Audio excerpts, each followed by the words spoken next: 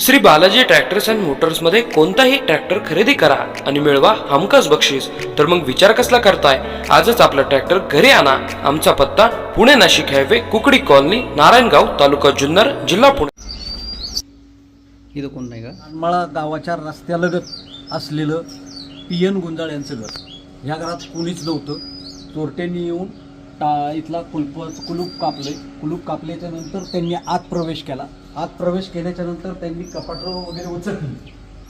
या कपाटात त्यांना काय मिळालं असेल तर आता मालक इथं नसल्यामुळे त्यांच्या काय ऐवज गेला हे सांगता येणार नाही, परंतु त्यांचा ऐवज जो गेला असेल, चोरट्यांनी ती संधी साधलेलीच आहे. इथं जे काही आहेत त्यांच्याशी आपण कोण नाही, त्यांचे पुतणे पलीकडच्या शेजारच्या रूममध्ये आहेत.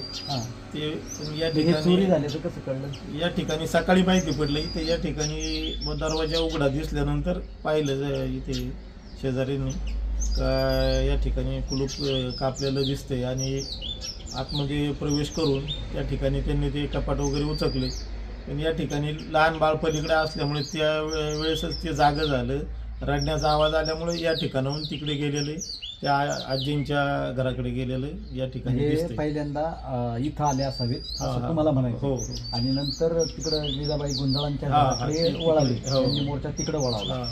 पण ही दोन्ही घर रस्त्याच्या लगत आहेत. बरोबर आहे. थोडी काळजी घेणंही गरजेचं आहे. प्रत्येक नागरिकांनी बहुत सतर्क राहून आपली काळजी घेणं गरजेचंच आहे. कारण या ठिकाणी जसं पाहिलं तर आता शेतकरी असेल किंवा काही अतिशय म्हणजे कुठल्याही बाजारभाव नाही, मालाला काही नाही, अशा याच्यातून या चोऱ्याचा प्रकार हे घडत आहेत असं तरी निदर्शनास येते सध्या पाहिलं. बऱ्याचशा गोष्टी आता सरपंचांच्याही बोलण्यातून हे झालं का परिसरात आता सध्या शेतमालाला बाजारभाव नाहीत. शेतकरी वर्ग हैराण झालेला आहे. जी काही तटपुंजी जपून ठेवलेली आहे ती कुठेतरी घरात वगैरे ठेवली जाते आणि चोरट्यांना याच गोष्टीचा फायदा उचलून चोरटे तिथं त्या घरांना म्हणा, माणसांना म्हणा, सावज बनवतात. या गोष्टींकडं काळजीपूर्वक लक्ष देणं प्रत्येक नागरिकांनी आपल्या स्वमालमत्तेची रक्षण कसं होईल याचं काळजी घेणं गरजेचं आहे. सगळ्याच गोष्टींसाठी पोलीस मदतीला येतील हे नाही. एखादी गोष्ट घडली तिथं पोलीस येतील, पंचनामा करतील, त्या चोरट्यांचा शोध घेतील, परंतु एखादी गोष्ट घडल्याच्या नंतर आपला माणसाचा जीव गमवू नये यासाठी प्रत्येक नागरिकांनी काळजी घ्या. आपण हे रानमाळा गावाच्या एका पूर्व दिशेला, रानमाळा गाव इथं आहे, उजव्या हाताला रानमाळा गाव आहे. रानमाळा गावाच्या बाजूला एक घर आहे जे कुसुम शिवाजी गुंजाळ हे त्यांचं घर आहे. ह्या घरात रात्री कौलं काढून चोरट्यांनी प्रवेश केला खरा, कपाटं उचकली, मात्र ज्या कुसुम गुंजाळ आहेत त्यांनी चोरट्यांना आवाज दिला आणि चोरट्यांना पळ काढावा लागला. आपण ती घटना कशी घडली ही त्या कुसुमबाई ज्या आहेत गुंजाळ त्यांच्याकडून समजून घेऊ. नक्की काय घडलं होतं, काय झालं होतं ते. झोपला होता तुम्ही? हां. ते कुणी तिकडून कौलं काढली. हां, पाठीमाग कौलं काढली. हां. आणि आतमध्ये आले. ते नाही, मी आतमध्ये आलेलं बघितलं नाही. हां. त्यांनी जेव्हा असं कपाट उघडलं का, हे कपाट उघडलं. हां. तर आवाज झाला, त्या दाराचा आवाज होतोय. मग तुम्हाला जाग आली? मी लगेच उठून बसले. म्हणलं बाबू ते निघलं असं, माग नाही माझ्या बघितलं, निघलं असं. मग मी म्हणलं कोण आहे रे. ते गेलं बाहेर. मग मी येऊन लय आरडे या लोकांना, तरी आवाज येईन. मग मी त्यांच्या उठवाय गेले त्यांना. ह्या घरी फक्त तुम्ही एकट्याच असतात का अजून कोणी जोडीला? हे पोर पण ते कलिंगड वापाया जाते. असं आहे काय? कलिंगड वापरायला म्हणजे व्यवसाय आहे, ते व्यवसाय गाडीत जाते रोज. रोजाने जाते. बरं बाई, दिवसा असं कोणी आलं होतं का इथं घरबीर पाहिला कोणी? असं नाही म्हणजे असं काही दिसलं नाही 2-4 दिवसात, 4-8 दिवसात? आता मी घरीच. नाही तसं नाही. हे चोरटे जेव्हा आले त्यांनी हे घर बाजूला पाहिलं, तुमच्या घराचं कौल काढलं, यायला इथून रस्ता आहे, असं घरात कुणी आलं होतं का 15 दिवसात, 8 दिवसात? नाही आलं ना? तुमचं नाव काय?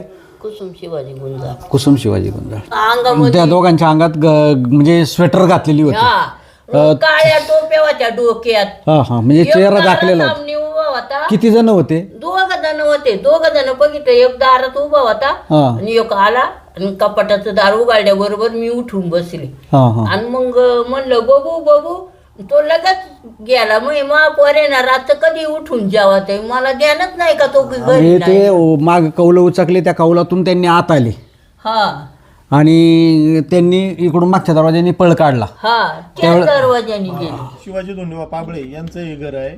हा आणि या वस्तीवर सुद्धा या ठिकाणी टाळे कापून चोरटे आतमध्ये गेले होते. हा. पण पुढचा टाळा कापताना ते आतील आजींनी ओरडल्यामुळं ते या ठिकाणाहून निघालेले आहेत असं दिसतंय. मग इथं त्या चोरट्यांना काही करता नाही आलं. इथे काही करता नाही आले.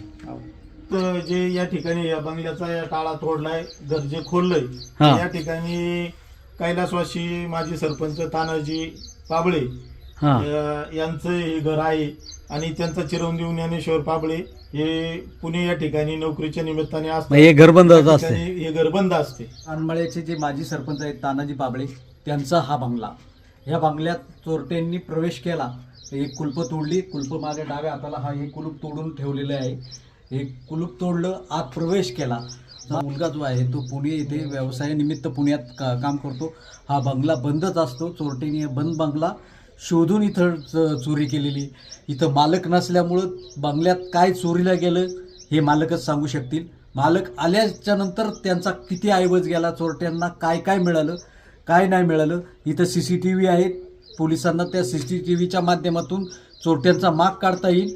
परंतु काय गेलं हे ते आल्याच्या नंतरच समजेल. अनमाळा येथे 5 घटना झाल्यात. घटना झाल्यात गुरुवारी पहाटे. मंगळवारी जर पाहिलं तर मंगळवारी बेल्ले येथील जे ग्रामदैवत आहे त्या मुक्ताबाई देवीच्या मंदिरात चोरट्यांनी जाऊन प्रवेश केला. प्रवेश करून तिथं दागिने चोरण्याचा प्रयत्न केला. सुदैवाने ते डांगेने खरे नव्हते म्हणून त्यांच्या श्रद्धेवर जर डल्ला चोरट्यांनी मारला आहे. पोलिसांसाठी हे आव्हान आहे. पोलिसांनी याची काळजी घ्यावी. पोलिसांनी गस्त वाढवावी.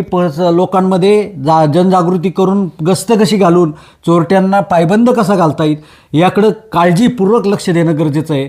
Suresh Bhujbal, AV news network, रानमाळा.